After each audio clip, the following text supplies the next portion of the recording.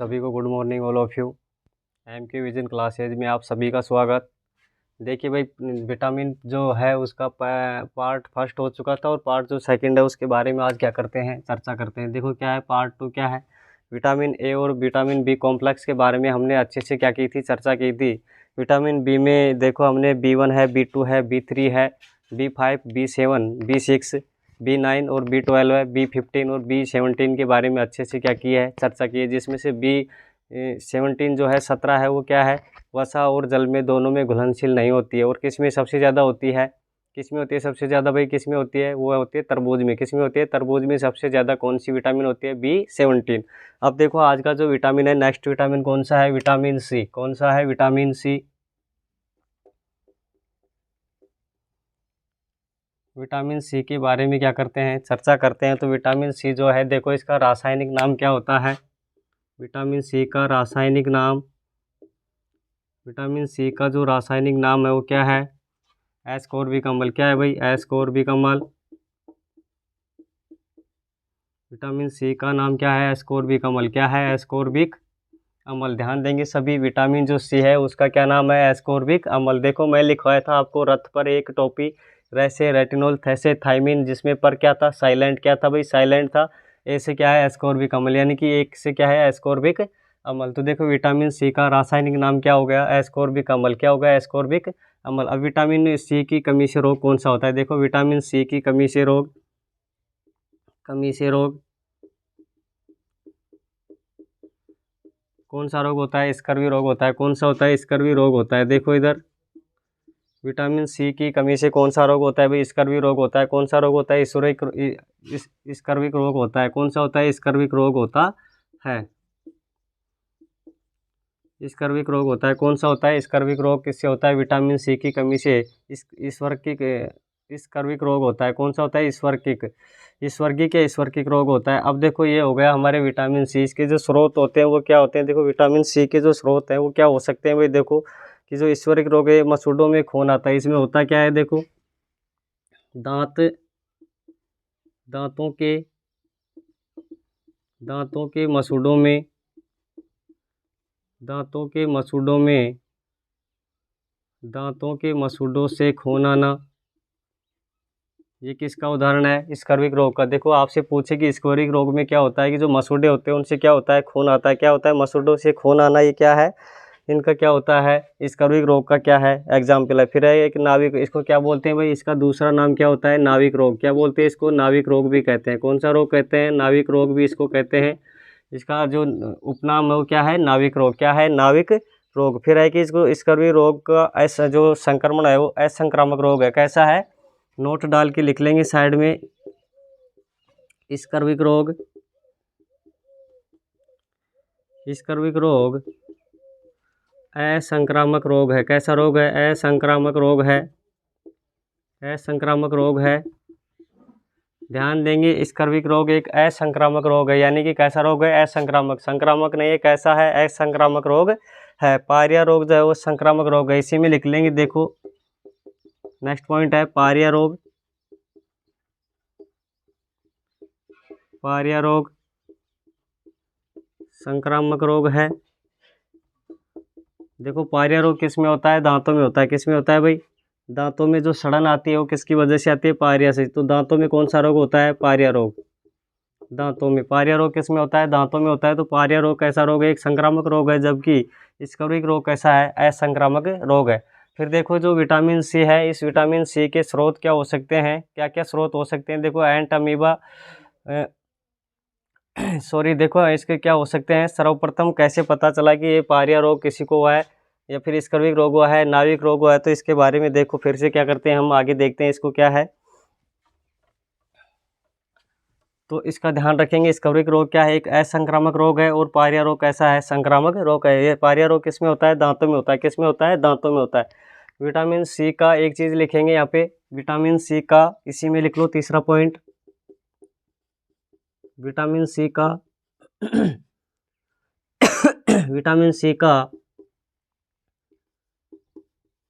कोई जंतु स्रोत नहीं होता है। विटामिन सी का कोई जंतु स्रोत नहीं होता है। विटामिन सी का कोई जंतु स्रोत नहीं होता है।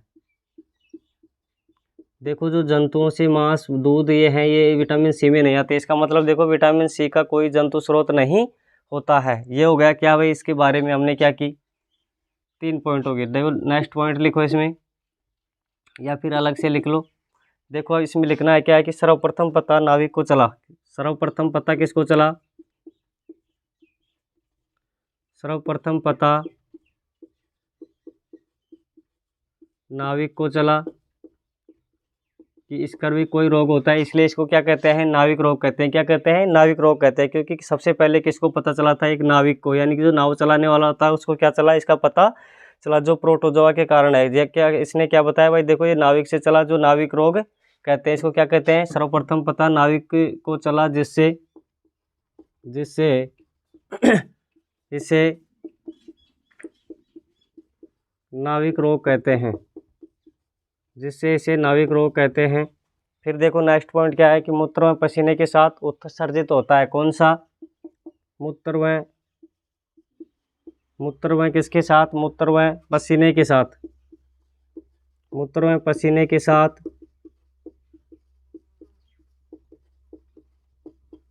उत्सर्जित होता है। कौन होता है भाई, जो विटामिन ये स्कर्विक रोग है, ये किसके साथ उत्सर्जित होता है, मूत्र व पसीने के साथ क्या होता है, उत्सर्जित होता है। नेक्स्ट पॉइंट क्या हो सकता है, देखो इसमें क्या होगा, सब्जियों को छीलने, धोने व उबालने से विटामिन सी नष्ट होता है।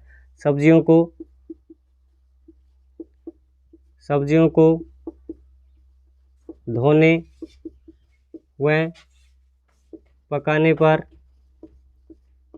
पर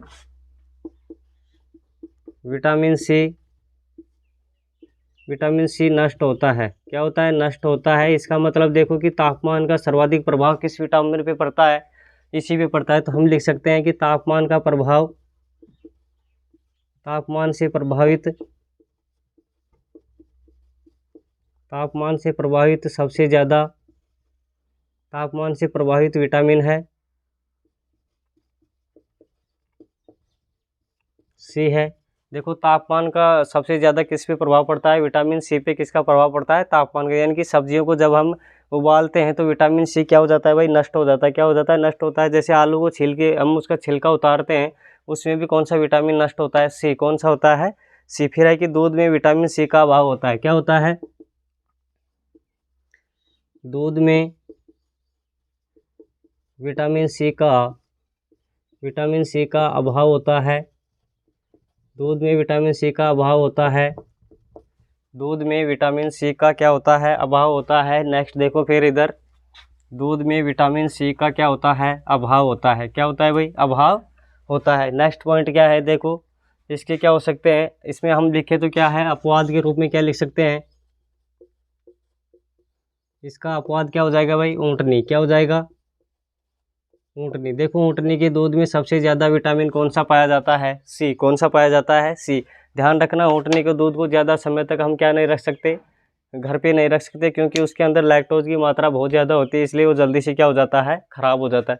तो ऊँटनी के दूध को हम ज़्यादा समय तक घर पे नहीं रख सकते। फिर देखो नेक्स्ट इसके स्रोत क्या हो सकते हैं, विटामिन सी के स्रोत, विटामिन सी के स्रोत जो हैं वो क्या क्या हैं। देखो विटामिन सी किस किस से हमें प्राप्त होता है, उसके बारे में हम क्या करते हैं, देखते हैं। रोग यानी कि जो स्रोत हैं शरीर में विटामिन सी के स्रोत क्या हैं, खट्टे पदार्थ। क्या हैं, खट्टे पदार्थ, सब्जियां, हरी सब्जियां, ये सारे क्या है, इसके स्रोत हैं। क्या है, इसके स्रोत है। तो देखो शरीर में भंडारण नहीं होता। दूसरी इसके अंदर और बात लिखिए तो देखो क्या हो सकता है कि विटामिन सी का शरीर में भंडारण नहीं होता है।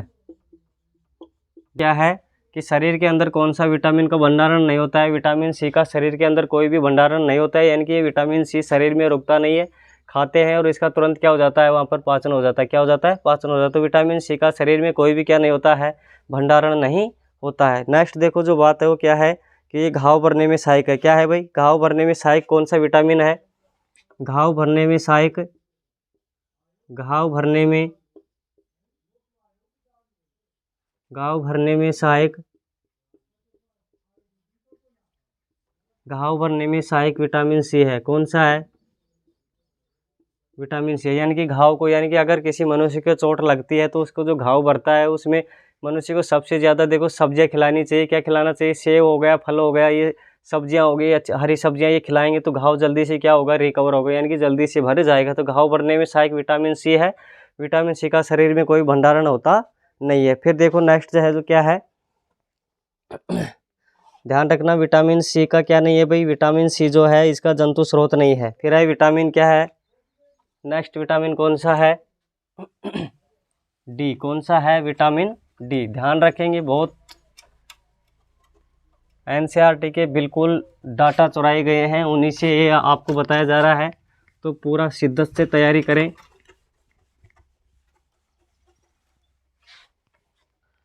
फिर है विटामिन क्या है? डी। कौन सा है? Vitamin D. कौन सा विटामिन है भाई? Vitamin D. अब विटामिन डी का क्या नाम है भाई? रासायनिक नाम क्या होता है? कैल्सीफेरोल। क्या होता है? कैल्सीफेरोल। रासायनिक नाम क्या होता है? कैल्सीफेरोल।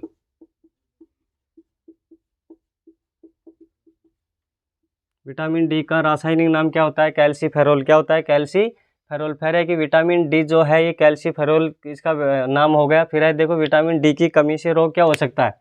विटामिन डी की कमी से रोग, विटामिन डी की कमी से रोग क्या हो सकता है? रिकेट्स। कौन सा रोग होता है? रिकेट्स। कौन सा रोग होता है? रिकेट्स रोग होता है। अब देखो रिकेट्स रोग किससे होता है? विटामिन डी की कमी से कौन सा रोग होता है? रिकेट्स रोग होता है।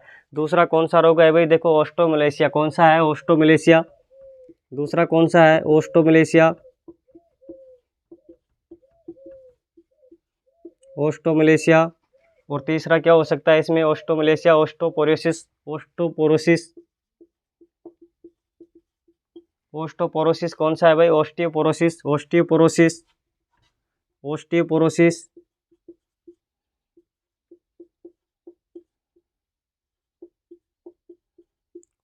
ओस्टियोपोरोसिस। अब देखो होता क्या है इसमें, रिकेट्स में क्या होता है? सभी का क्या है? अलग अलग क्या है? फंक्शन है। देखो रिकेट्स में होता क्या है भाई? रिकेट्स जो होता है ये किससे? धूप से होता है। किससे होता है? अगर मनुष्य को धूप नहीं मिलेगी तो कौन सा रोग हो जाएगा? रिकेट्स। कौन सा हो जाएगा? रिकेट्स। रिकेट्स का अन्य नाम क्या है? रिकेट्स, या फिर इसको क्या बोलते हैं? सूखा रोग। क्या बोलते हैं? सूखा रोग। 2019 एलडीसी पेपर में आया था कि सूखा रोग के नाम से किस विटामिन को जाना जाता है? विटामिन डी को। किसको जाना जाता है? विटामिन डी को। तो सूखा रोग भी देता है और रिकेट्स भी नाम दे सकता है। तो देखो रिकेट्स में होता क्या है कि बच्चों में होता है। क्या होता है? बच्चों में होता है। किस में होता है? सूखा रोग है रिकेट्स किस में होता है? बच्चों में। बच्चों में होता है। किस में होता है? बच्चों में होता है। और इसमें होता क्या है भाई कि ये जो हड्डियों का क्या हो जाती है? कमज़ोर होती है। बच्चों में हड्डियाँ कमज़ोर हो जाती हैं। बच्चों में हड्डियों का कमज़ोर होना।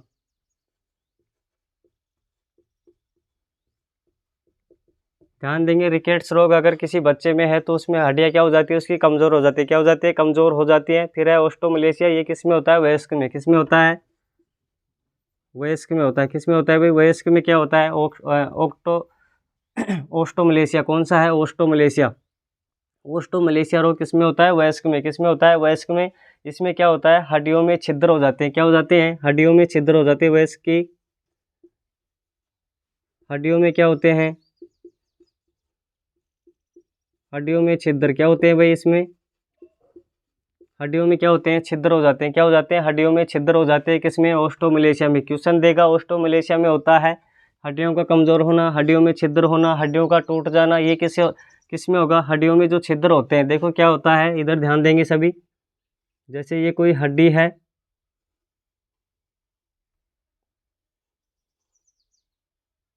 तो इसमें होता क्या है कि इस हड्डी के अंदर क्या हो जाते हैं? छिद्र हो जाते हैं। क्या हो जाते हैं? छिद्र हो जाते हैं। तो ये कौन सा रोग हो गया? वयस्क में कौन सा रोग हो गया? ओस्टोमलेशिया। कौन सा होगा? ओस्टोमलेशिया। और ये क्या होता है? ओस्टोपोरोसिस। इसको क्या बोल सकते हैं? ओस्टोपोरोसिस। क्या बोलते हैं इसको? ओस्टोपोरोसिस। तो ये क्या हो गई भाई? कमी से रोग। विटामिन डी की कमी से क्या हो गई? रोग। अब देखो क्या होता है कि ये जो है इसे किस किस नाम से जानते हैं? अन्य नाम क्या हो सकते हैं इसके? विटामिन डी के अन्य नाम क्या हो सकते हैं? देखो क्या क्या हो सकते हैं? सन विटामिन, यानी कि सूर्य का विटामिन। सूर्य का विटामिन। सूर्य का विटामिन कह सकते हैं, धूप का विटामिन, धूप का विटामिन। देखो सूर्य से प्राप्त होता है सूर्य का विटामिन, धूप से प्राप्त होता है धूप का विटामिन, और क्या हो सकता है चमकते सूर्य का विटामिन। किसका? चमकते सूर्य का विटामिन, चमकते सूर्य का विटामिन, चमकते सूर्य का विटामिन। और क्या बोल सकते हैं, ये इनके क्या होते हैं, इनके नाम होते हैं। क्या होते हैं भाई, इसके नाम होते हैं। देखो अब अन्य नाम होगी सूर्य का विटामिन, धूप का विटामिन और चमकते सूर्य का विटामिन। किसको कहते हैं? विटामिन डी को। किसको कहते हैं? विटामिन डी को। अब इसमें होता क्या है कि जो सूर्य से आने वाली किरणें, देखो इधर, सूर्य से आने वाली, सूर्य से आने वाली यूवी किरणें, यानी कि पराबैंगनी, पराबैंगनी किरणें ध्यान दें, सूर्य से आने वाली यूवी रेज यानी कि यूवी किरणें, पराबैंगनी किरणें से क्या होता है, पराबैंगनी किरणें जब त्वचा पर आती हैं तो त्वचा में क्या होता है, अर्गोएस्ट्रोल क्या हो जाता है, उत्तेजित हो जाता है। क्या हो जाता है? यूवी किरणें त्वचा पर गिरती हैं,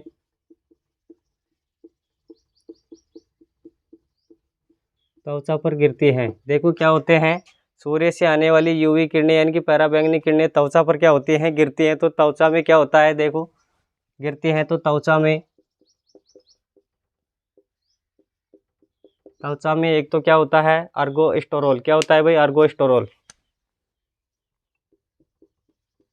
अर्गोस्टेरोल, अर्गोस्टेरोल क्या होता है, अर्गोस्टेरोल। और दूसरा क्या होता है, एक होता है अर्गोस्टेरोल और क्या होता है 7D हाइड्रो कोलेस्ट्रॉल। क्या होता है? 7D, 7D क्या होता है भाई? 7D हाइड्रो,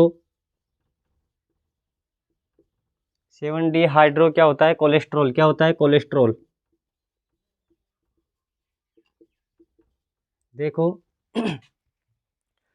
कोलेस्ट्रॉल पाया जाता है। अब इसमें पर्सन कैसे आता है कि सूर्य से आने वाली यूवी किरणें जब त्वचा पर गिरती हैं तो क्या प्रभाव दिखाती हैं। अर्गोस्टेरोल में 7D हाइड्रो कोलेस्ट्रॉल की जो उत्तेजना होती है उसको क्या कर देती हैं, बढ़ा देती है। क्या कर देती हैं, उसकी जो पैदा होने की क्षमता उसको क्या करती हैं, बढ़ाती हैं। तो ये क्या करेंगी, अर्गोस्टेरोल और 7D हाइड्रो कोलेस्ट्रॉल की उत्तेजना को क्या करती हैं, बढ़ाती हैं। तो इसमें क्या होगा, यूवी किरणों से अभिक्रिया करके विटामिन डी का निर्माण करते हैं। अब इसमें होगा क्या, देखो कि जो यूवी किरणें पड़ती हैं शरीर पर, ये उस सूर्य की किरणों से क्या करते हैं, अभिक्रिया करके क्या लिख सकते हैं, ये उपरोक्त दोनों,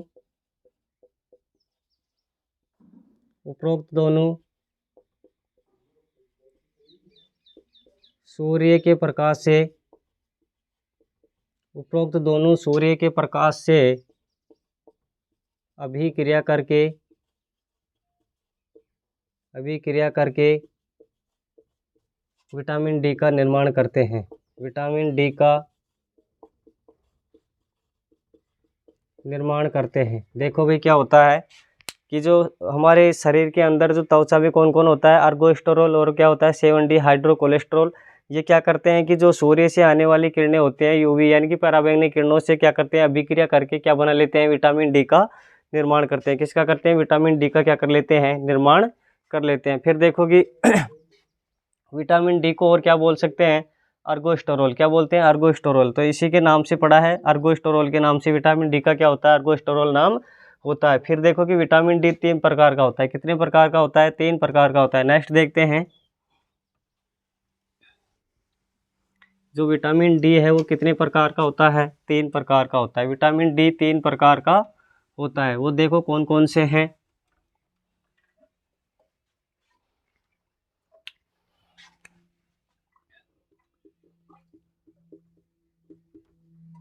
विटामिन डी 3 प्रकार का होता है।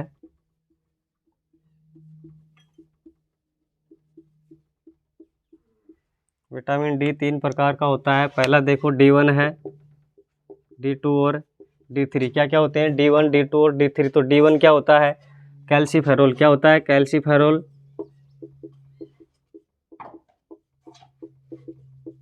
पहला कौन सा हो गया, कैल्सीफेरोल, कैल्सीफेरोल। दूसरा कौन होता है, अर्गो कैल्सीफेरोल, अर्गो कैल्सीफेरोल।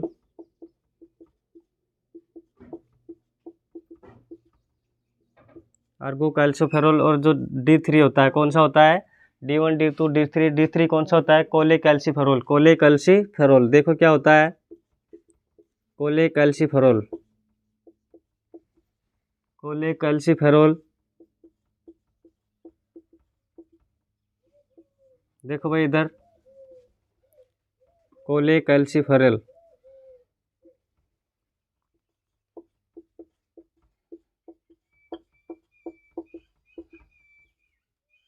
देखो विटामिन डी 3 प्रकार का होता है, कौन कौन सा, vitamin D1 calciferol, vitamin D2 Ergo calciferol, और विटामिन D3 क्या होता है, कोलेकैल्सिफेरोल। कौन सा होता है, कोलेकैल्सिफेरोल। ये तीनों इसके किसके नाम है, विटामिन डी के। किसके नाम है, विटामिन डी के। अब देखो विटामिन डी को हार्मोनल विटामिन कहते हैं, नोट डाल के लिख लेंगे साइड में, बहुत अच्छा क्वेश्चन है। विटामिन डी को हार्मोनल या फिर हार्मोन विटामिन के नाम से जानते हैं, यानी कि विटामिन डी को हार्मोनल विटामिन के नाम से जानते हैं, विटामिन के नाम से जानते हैं।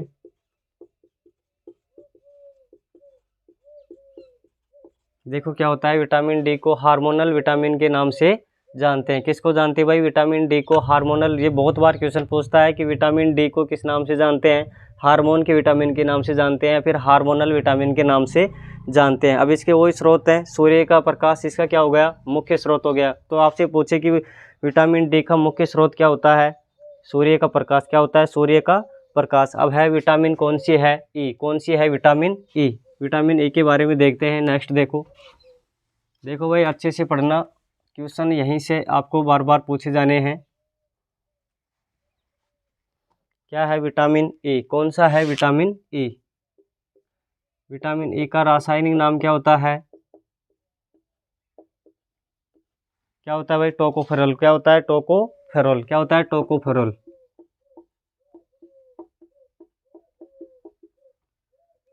विटामिन ए का रासायनिक नाम क्या होता है, टोकोफेरोल। क्या होता है, टोकोफेरोल। अब देखो यह नर युग्मक में सहायता करती है। क्या करती है, जो नर युग्मक बनते हैं उनमें क्या करती है, सहायता करती है। तो यह लिखेंगे इसमें पहला पॉइंट, यह नर युग्मक में, इधर देखेंगे 1 मिनट। जैसे एक होती है नर, एक होता है मादा, लिखना नहीं है, इधर देखेंगे समझेंगे पहले। नर और मादा, नर में तो क्या होते हैं, एक्स वाई, और इसमें क्या होता है, एक्स एक्स। क्या होता है, एक्स एक्स। अब ये तो क्या है, युग्मक। क्या है, युग्मक। और इनसे जो निषेचन के बाद में जो बनता है वो क्या होता है, युग्मनज। क्या होता है, युग्मनज। तो यहाँ ध्यान देना, मैं क्या बोल रहा हूँ, युग्मक। क्या बोल रहा हूँ, युग्मक। ध्यान देंगे, नर में एक्स वाई और मादा में एक्स एक्स, ये तो क्या होते हैं, युग्मक। और जो इनसे निषेचन के बाद में जो शिशु बनेगा वो क्या होता है, युग्मनज, यानी कि संतति क्या होती है, युग्मनज। लेकिन मैं शब्द किसका यूज कर रहा हूँ, युग्मक का। किसका, युग्मक का। तो नर और मादा दोनों भी बन सकते हैं ना। तो यह नर युग्मक में सहायता प्रदान करते हैं। यह नर युग्मक में, यह नर मत लिखो भाई, ये फिर तो पर्सनल नर के लिए। यह है युग्मक में, यह है युग्मक में, यह युग्मक में सहायता प्रदान करते हैं, या फिर सहायता करते हैं, सहायता करते हैं। देखो इधर, कौन, विटामिन ई का रासायनिक नाम टोकोफेरोल है। यह कौन, विटामिन ई, नर, यह युग्मक में सहायता करते हैं। कौन करते हैं, विटामिन ई जो होता है युग्मक में सहायता प्रदान करती है। क्या करती है, युग्मक में सहायता प्रदान करती है, यानी कि शुक्राणु व अंडाणु का निर्माण। कोष्टक में लिख लें, शुक्राणु व अंडाणु के निर्माण में, अंडाणु के निर्माण में क्या होती है, अंडाणु के निर्माण व परिपक्वन में,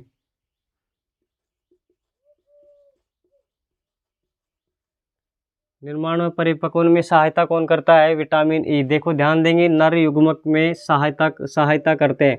युग्मक क्या हो गए, एक्स और वाई और एक्स एक्स, समझ गए ना, मादा और नर में। तो उनमें शुक्राणु का अंडाणु के, शुक्राणु है अंडाणु। शुक्राणु तो किस में होते हैं, ये तो किस में होते हैं, नर में। किस में होते हैं, नर में, और अंडाणु किस में होते हैं, मादा में। किस में होते हैं, मादा में। तो देखो नर के शुक्राणु में मादा के अंडाणु के निर्माण और उसका जो परिपक्वन होता है उसमें क्या करती है, विटामिन ई सहायता करती है। फिर देखो नेक्स्ट जो है वो कौन सा पॉइंट है कि विटामिन ई और क्या करती है, विटामिन ई प्रजनन की का विटामिन कहते हैं। इसको क्या कहते हैं, इसे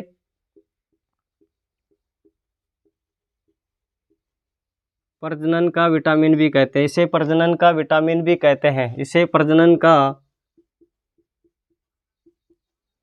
विटामिन भी कहते हैं। किसे प्रजनन का विटामिन कहते हैं, विटामिन ए को प्रजनन का विटामिन कहते हैं। नेक्स्ट बिंदु क्या है कि इसे सुंदरता का विटामिन कहते हैं। इसे सुंदरता का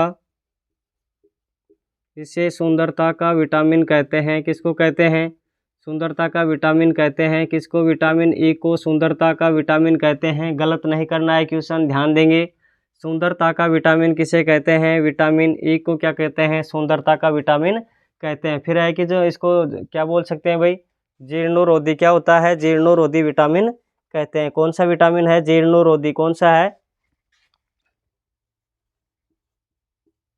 जीर्णरोधी विटामिन कहते हैं। क्या कहते हैं, जीर्णरोधी विटामिन भी कहते हैं। क्या नाम है, जीर्णरोधी विटामिन भी कहते हैं।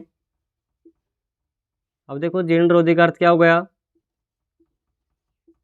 यानी कि जीन के निर्माण में सहायक है। किसके निर्माण में है, जीन के निर्माण में, यानी कि जीन के निर्माण में, यानी कि जीन में जो कोई रोग पैदा होता है उसके विपरीत काम करता है। तो जीर्णरोधी यानी कि शरीर का फिर से पुनर्निर्माण करना किसका कार्य है, ई का। तो इसको जीर्णरोधी विटामिन भी कहते हैं। और क्या बोल सकते हैं इसको, इसकी कमी से देखो, विटामिन ई की कमी से रोगों को देख लेते हैं हम। देखो कमी से रोग, कमी से रोग। देखो विटामिन ई की कमी से कौन सा रोग होता है, नर में नपुंसकता। क्या आती है भाई, नर में नपुंसकता। ध्यान देंगे सभी, बहुत बार क्वेश्चन पूछता है नपुंसकता विटामिन कौन सा है। नपुंसकता विटामिन कौन सा है, विटामिन ई। कौन सा है, विटामिन ई। मादा में बांझपन। किस में, मादा में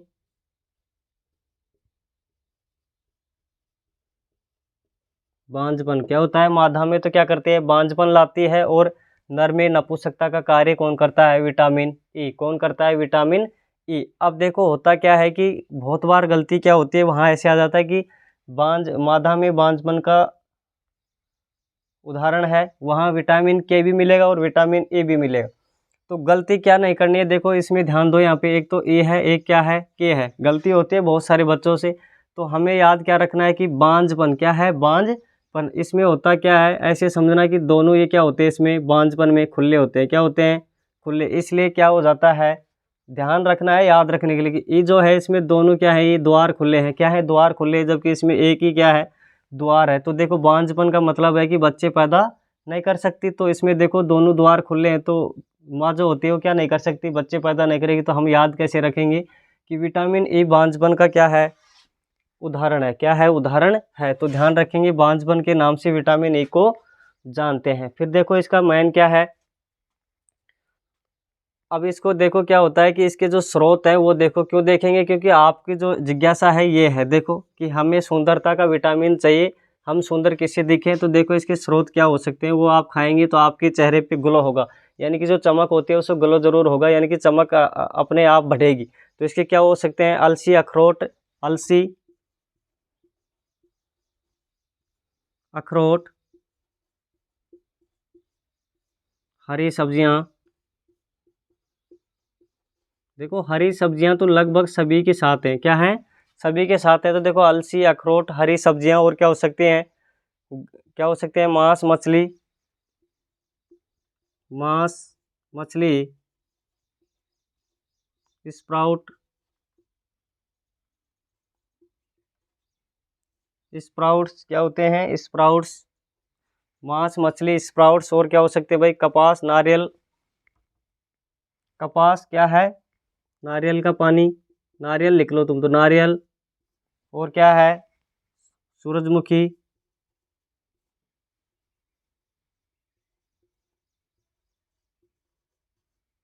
कपास। ये इसके क्या है, उदाहरण। देखो क्या देके पूछेगा आपको, ध्यान दो इधर। नारियल, सूरजमुखी व कपास निम्न में से किस विटामिन के स्रोत हैं? विटामिन ई के। किसके हैं? विटामिन ई के। नारियल, सूरजमुखी और कपास किसके हैं? विटामिन ई के क्या हैं? स्रोत हैं। क्या है भाई? स्रोत हैं।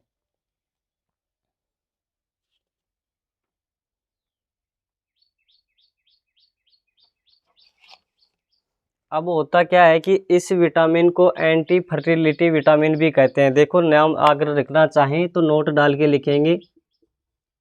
यह विटामिन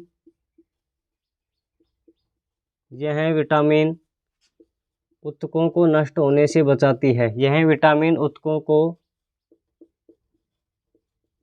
नष्ट होने से बचाती है। यह विटामिन ऊतकों को नष्ट होने से बचाती है, इसलिए इसे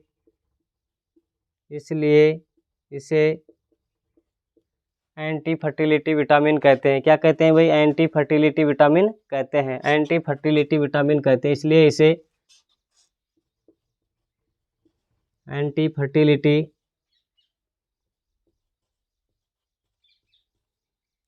फर्टिलिटी विटामिन कहते हैं। क्या कहते हैं? एंटी फर्टिलिटी विटामिन कहते हैं। क्यों कहते हैं?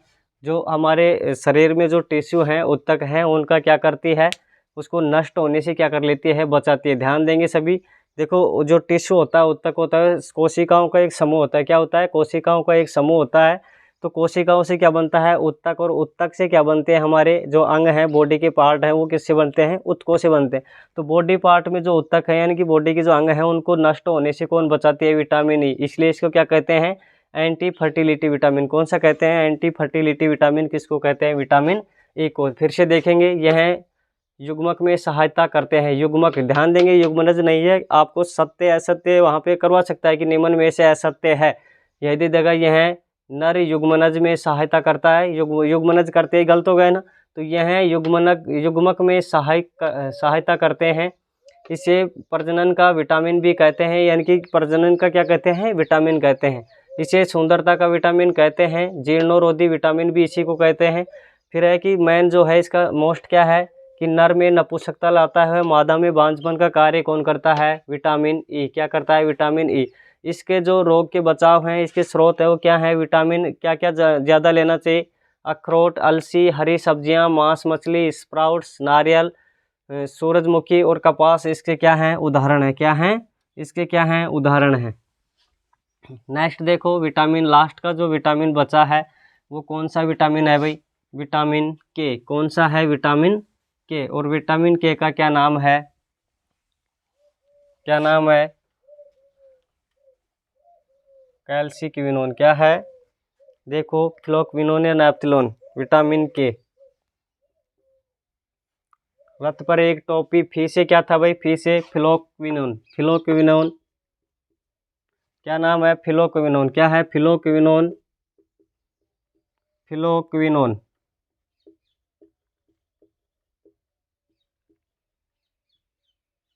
क्या नाम है? देखो, विटामिन के का जो रासायनिक नाम है वो क्या है? फ्लोक्विनोन। या फिर क्या हो सकता है?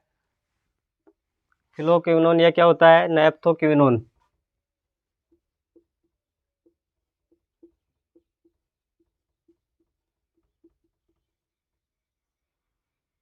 नैप्थोक्विनोन। क्या होता है? नैप्थोक्विनोन। तो ये क्या इसके नाम है? देखो, विटामिन के का रासायनिक नाम होता है फ्लोक्विनोन या नैप्थोक्विनोन। क्या होता है? नैप्थोक्विनोन। क्या होता है? नैप्थोक्विनोन। अब देखो इसकी कमी से क्या होता है?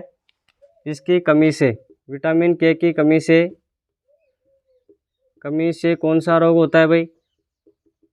विटामिन के की कमी से क्या होता है? रक्त का थक्का नहीं बनता है। क्या होता है? रक्त का थक्का नहीं बनता है। क्या होगा? रक्त का थक्का नहीं बनता है। रक्त का थक्का नहीं बनता है। कौन सा विटामिन रक्त के थक्का बनाने में सहायक है? रक्त का थक्का किस विटामिन में नहीं बनता है? रक्त का थक्का किस विटामिन में नहीं बनता है? विटामिन के में रक्त का थक्का नहीं बनता है। अब देखो, रक्त का थक्का क्या होता है? जैसे ही हमें कोई चोट लगती है तो चोट लगने के बाद में हमारे जो ऑर्गन है उनसे खून का बंद नहीं होना, यानी कि लगातार क्या रक्त का बहना ही क्या है?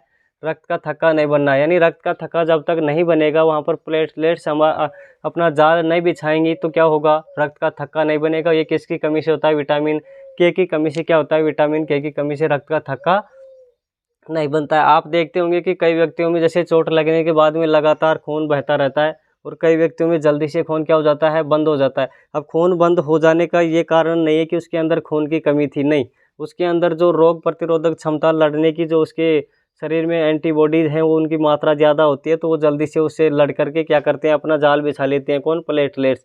इस कारण से रक्त का थक्का बन जाता है और जिसमें विटामिन के की कमी होती है उसमें रक्त का थक्का देरी से बनता है। जैसे एक रोग होता है ध्यान से निकल गया कौन सा रोग है, उसमें रक्त का थक्का बहुत देरी से बनता है। क्या होता है, रक्त का थक्का देरी से बनता है, यानी कि लगभग उसमें 4 से 5 मिनट का क्या लगता है, समय लगता है। तो देखो थैलेसीमिया रोग है शायद, जहाँ तक है, हाँ थैलेसीमिया, ये थैलेसीमिया रोग में क्या होता है कि विटामिन, उसमें होता क्या है कि किसी भी उसको आदमी को ऐसे पकड़ लो तो पकड़ छोड़ेंगे तो उसमें क्या होता है, रक्त का थक्का हो जाता है, यानी कि वहाँ पर खून इकट्ठा हो जाता है, क्लोटिंग हो जाती है, यानी कि खून क्या हो जाता है, इकट्ठा हो जाता है।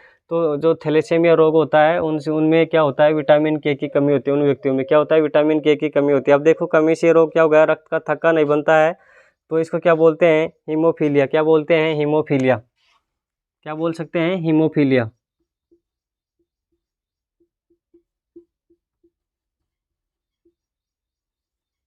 लिख दो, हीमोफीलिया रोगियों में, हीमोफीलिया रोग से ग्रसित व्यक्तियों में यह पाया जाता है। हीमोफीलिया रोग से ग्रसित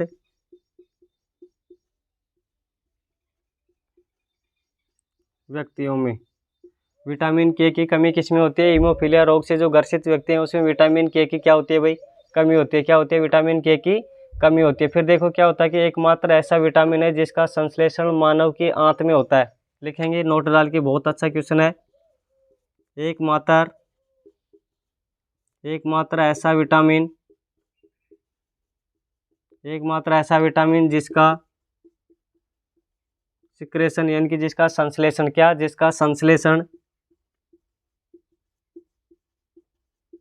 जिसका संश्लेषण मानव की आंत में होता है। किसमें होता है, मानव की आंत में होता है। देखो एकमात्र ऐसा विटामिन जिसका संश्लेषण मानव की आंत में होता है, किसमें होता है, मानव की आंत में होता है। और कौन सी आंत में होता है, बड़ी आंत में। ध्यान रखेंगे किस आंत में होता है, बड़ी आंत में। बड़ी आंत में किसमें होता है, बड़ी आंत के ई कोलाई जीवाणु द्वारा, बड़ी आंत के ई कोलाई, ई कोलाई जीवाणु के द्वारा।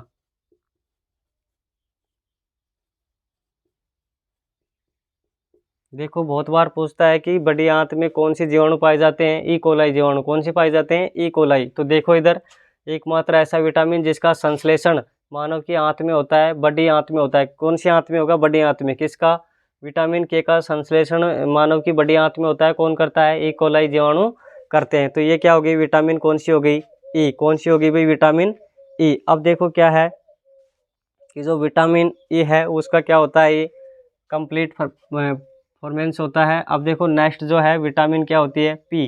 कौन सी होती है, विटामिन पी।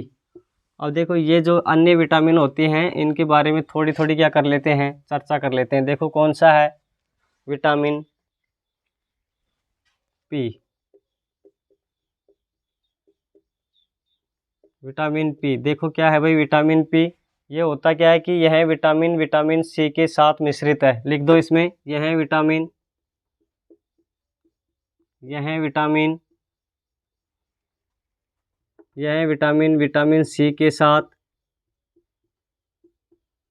यह विटामिन विटामिन सी के साथ मिश्रित है, मिश्रित है। तो आपसे पूछेगा विटामिन सी के साथ मिश्रित विटामिन कौन सा है, विटामिन पी। कौन सा है, विटामिन पी। फिर है विटामिन एच। कौन सा है, विटामिन एच। देखो विटामिन एच क्या है कि जल व वसा दोनों में घुलनशील होता है। इसमें लिखेंगे एकमात्र विटामिन, एकमात्र विटामिन जो जल व वसा दोनों में घुलनशील होता है, दोनों में घुलनशील होता है। देखो विटामिन बी 17 दोनों में घुलनशील नहीं होता है और तरबूज में सबसे ज़्यादा पाया जाता है। जबकि जो विटामिन एच है वो एकमात्र ऐसा विटामिन है जो जल और वसा दोनों में क्या होता है, घुलनशील होता है, यानी कि दोनों में क्या करता है, घुल जाता है। फिर देखो कि जो विटामिन एच है इसका हमने पीछे देखा था कि विटामिन B7 को विटामिन एच के नाम से जानते हैं। इसका मतलब विटामिन B7 में मिश्रित कौन सा विटामिन होता है, एच होता है। कौन सा होता है, एच होता है। तो हम लिख सकते हैं कि विटामिन B7 में मिश्रित होता है। किस में होता है, विटामिन B7 में कौन सा विटामिन मिश्रित होता है, एच होता है। कौन सा होता है, एच होता है। जिस तरह से विटामिन सी में मिश्रित पी होता है उसी तरह B7 में कौन सा होता है, एच। लेकिन अकेला एच विटामिन क्या होता है, जल और वसा दोनों में क्या होता है, घुलनशील होता है। ये हो गया भाई, क्या हो गया आपके जो कार्बनिक पदार्थ है उसके सारे के सारे के बारे में हमने क्या की है, चर्चा। यानी कि कार्बोहाइड्रेट, प्रोटीन, वसा, विटामिन, ये हमने इसके बारे में क्या की, चर्चा। तो ये कार्बनिक जो पदार्थ थे उनके बारे में हमने अच्छे से क्या कर लिए, डिटेल से चर्चा। अब जो नेक्स्ट हमारा जो पार्ट बनेगा वो क्या रहेगा, अकार्बनिक पदार्थों का। किसका रहेगा, अकार्बनिक पदार्थों का। आपका जो थर्ड पार्ट होगा वो किसका होगा, अकार्बनिक पदार्थों का। तीसरा पार्ट होगा वो आपको तैयार करेंगे नेक्स्ट क्लास में, उसको हम देखेंगे। अकार्बनिक पदार्थों में जैसे खनिज लवण है, जल है, ये क्या है, अकार्बनिक पदार्थ हैं। तो ये आपकी क्लास विटामिन की कंप्लीट होती है। अच्छे से देखेंगे क्वेश्चन। देखो आप जितने भी पेपर अभी तक हुए हैं किसी भी सब्जेक्ट के, ये ज़रूरी नहीं है कि पशुपालन ही हो, कोई भी ऐसा कोई एग्ज़ाम जिसमें इनसे बाहर क्वेश्चन आया हो तो आप कमेंट सेशन में डालें। विटामिन के बारे में मैंने अच्छे से हर चीज़ को खोल के बताई है आपको, तो क्वेश्चनों को अच्छे से देखें। Thank you.